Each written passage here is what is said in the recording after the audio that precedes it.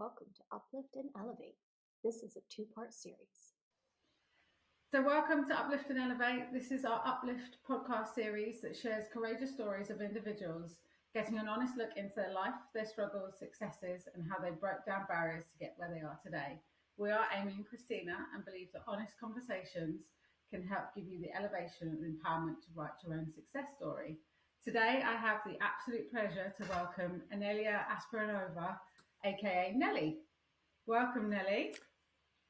Nellie's had a pretty epic career, been involved in numerous blockbuster films and TV shows, but is an activist constantly challenging our own societal preconceptions, along with how to be a visual effects supervisor in a man's world. She's a firm believer in believing in yourself because once you start, there's nothing stopping you from succeeding, and I can't wait to speak to her today. So without further ado, welcome, Nellie. Hi, Amy and Christina. Thank you for having me. It's a pleasure to be with you. So what's the early context you can share to help us understand what your early life was like and how that shaped where you are, the person that you are today? So I was born in Bulgaria, and I'm probably giving away my age, but I was born during communism, and obviously it was a kind of very, very different reality for us on the other side of the Iron Curtain. It was a different society in a sense that staying at home moms weren't an option. During communism, everybody had to work, men, women, and I think that in a way that kind of shaped our society at that time into one where equality was not necessarily questioned the way it was or it has been questioned in the Western world. I think in a way it was quite encouraging for me to grow up in a society where there weren't necessarily men's and women's jobs. And I think in a way that's kind of helped me almost ignore or be oblivious to any societal preconceptions that exist in a lot in the Western world, where women feel like they need to prove themselves, or they need to be in a certain way, or they need to do certain things in order to be seen as equal and to actually gain the same opportunities that men have. What do you think are the biggest differences in society between Bulgaria and the UK? Bringing in a society where, when I was growing up, around me, everybody worked. My mother worked, my grandmother worked, my aunt worked. Not working wasn't an option. So it was, I guess, in that sense, it was very, very different. I'm fascinated by that because obviously that's completely different to the culture that I've been brought up in. How what was it like kind of growing up in school? I imagine not too dissimilar to what it was like here. I kind of a lot of things changed. The changes happened when I was 13. So a lot of the part of the school that I remember was after these changes, and it was quite a tumultuous time. But at the same time, like I think I was a terrible student. I had this I had this rebellious streak. I didn't really want to study so much. I had a few subjects that I was interested in, and the ones that caught my interest I would be quite passionate about, and they would come naturally and easily. And then a lot of the other stuff that I didn't care about, I literally scraped the bare minimum, or did as little as possible, essentially, to not get fired from school, and still go on. So it's really interesting looking back at who I was at school, because I wouldn't recognize myself now in that student, but I guess that's kind of a way that we get shaped as individuals. Growing up, then who did you have any role models that you looked I, up I to? did actually, yes. It's a it's a Russian woman called Valentina Tereshkova, and she was the first woman who flew out in space, essentially. And it was, I think it was before my time, because I think she flew out kind of end of the 60s, beginning of the 70s. And I just found it fascinating, because as much as the world that I come from, at least at that time, didn't necessarily differentiate men's and women's jobs as much as other places would have.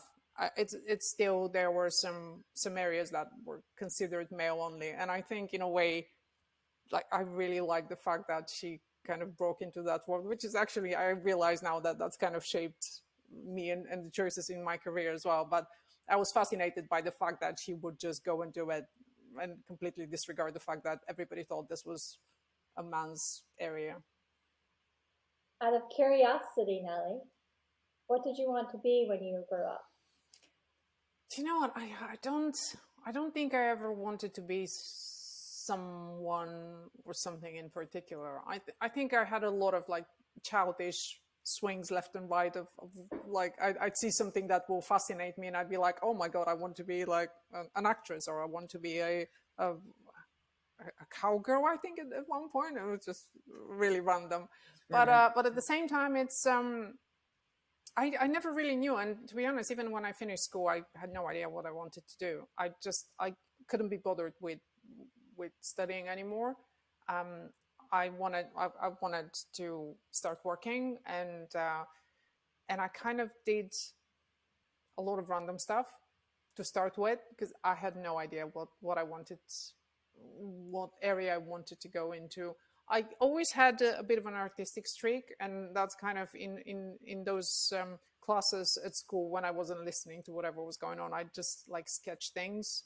I never really did any formal education in terms of drawing or sculpting or anything like this, but I always had that inclination. So I kind of felt like doing something artistic would have been fun, but I had nothing in mind. So I finished school and I did a lot of like waiting tables, being a bartender. I think I worked in a cassette shop at one point. This is how old I am. Back in the days when we still had cassettes. And what else? I tried quite a few different things. I did worked for a trade company briefly. Then I tried to open up my own shop of selling things, which it turned out I'm a terrible salesperson, and the whole thing like fell apart and and collapsed. And at that time, actually, my brother, who, unlike me, he was always a gamer, and he'd always known that as soon as he finished school, he just wanted to make games. So at that time, when things weren't working out with what I was doing, I kind of got curious with what he was doing. So I thought, actually, this could be a cool thing to do, because it's artistic, and it's new, it's fun. I started doing. I remember my brother gave me 2 books of tutorials of 3D Studio Max, I think 2.5, and said, "Well, there you go. Good luck." And I spent, I think I spent something like 10 months at home, just doing tutorials and learning how to do it. And I knew that I've never been a gamer, so I knew that I didn't want to do games. So for me, it would have been either advertising or movies, and obviously movies were so far-fetched. I was fascinated by the idea, but in Bulgaria in like early 2000s, it wasn't a thing.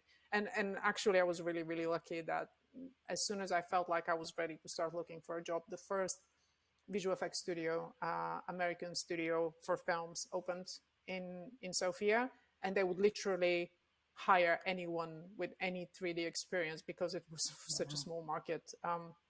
And that time there wasn't really any proper education for 3D. I don't know. I'm assuming there is now, probably. But back then it was just a few people kind of learning it at home. So yeah, and I learned on the job. I always wondered how people got into Yeah. VFX and how they knew about it, because growing up, I never heard of visual effects. It just wasn't a thing. Only until they started to do befores and afters. My friend got into it.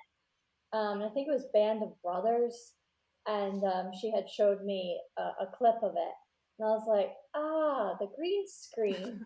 And you could just see how it all came to life, and I just couldn't believe it. So, I mean, that was when I was a teenager. Yeah. So, had she not shown that to me, I would never have known. In regards to when she got into that, what were the sort of challenges or struggles that you faced that you think you learned the most so far? Learning on the job was a challenge for sure. And I was thrown into something that I really wasn't ready for. It was interesting because I still remember my first day at work. We were using Lightwave, which I is a software that I hadn't used before that. I'd only known 3D Studio Max, so I was kind of there the first day trying to figure out how Lightwave worked. And I remember our boss walking around with two other Americans and showing them around and saying, "And these are animators." And I like literally I had a moment where I was like, do I turn around and see if there? I knew that there was no one behind me. I knew that I was the animator, and I was like, up to that point, I had successfully animated the sphere going from point A to point B and rotating on the way, and I was like, wow, this is super cool.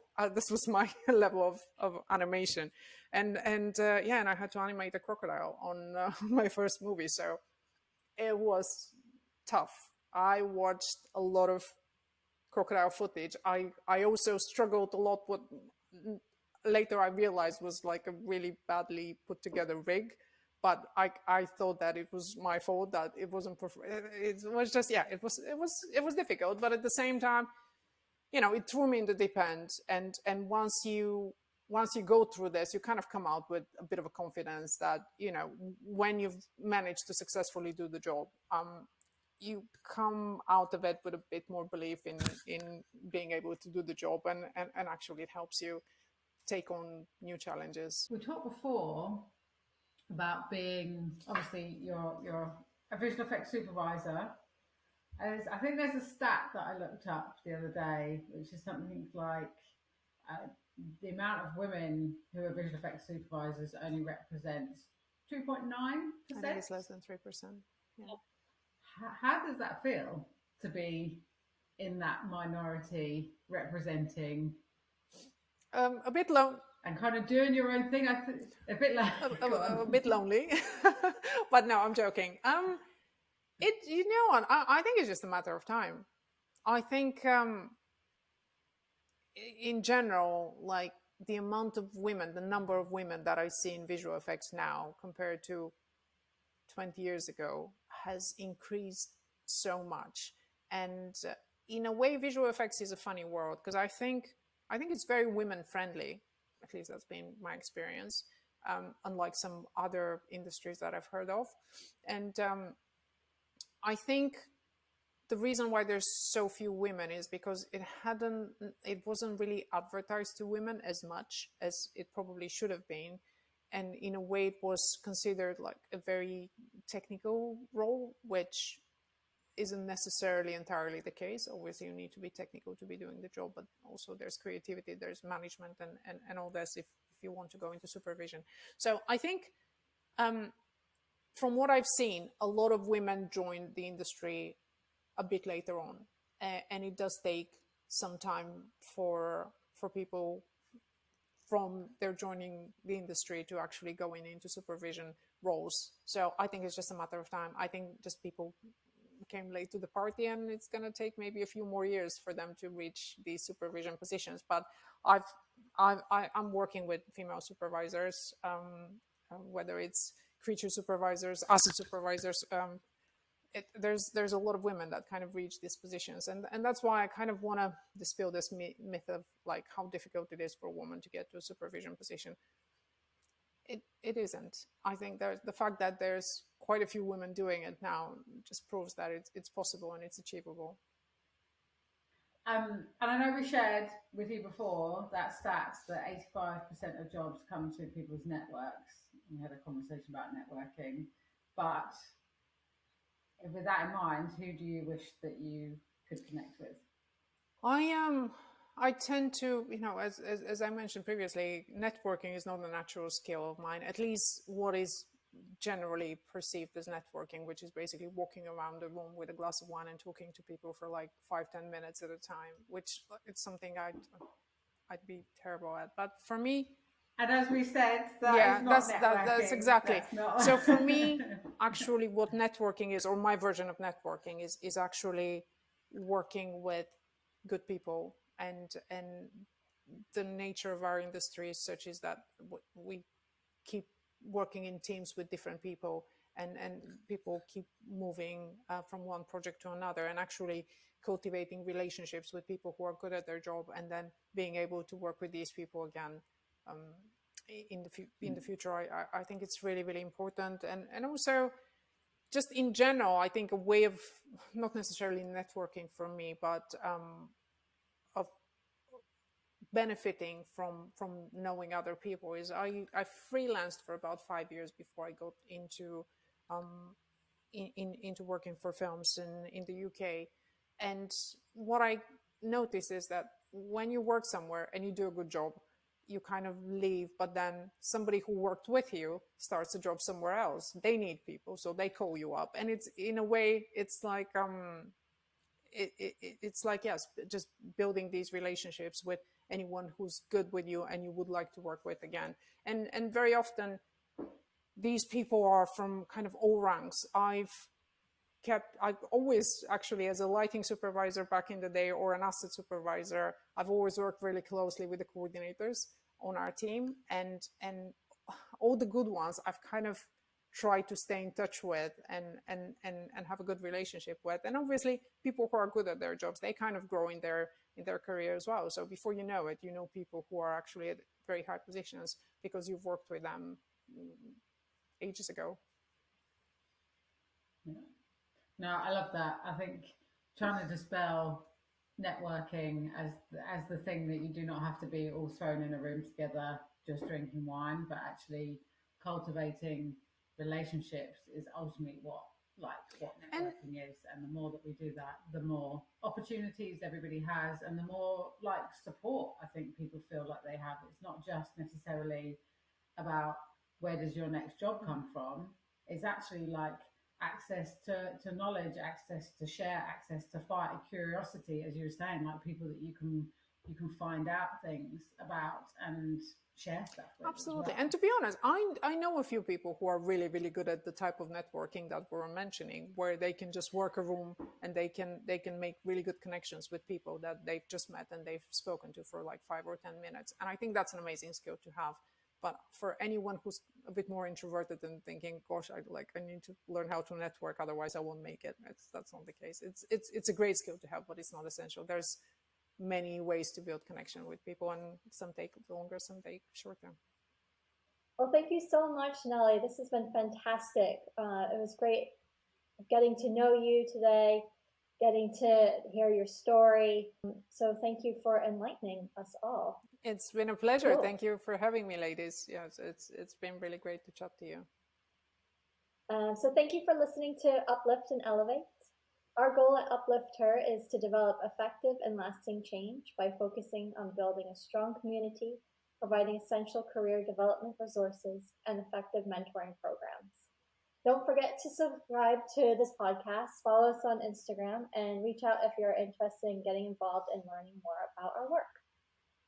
Thank you. Stay tuned for part 2.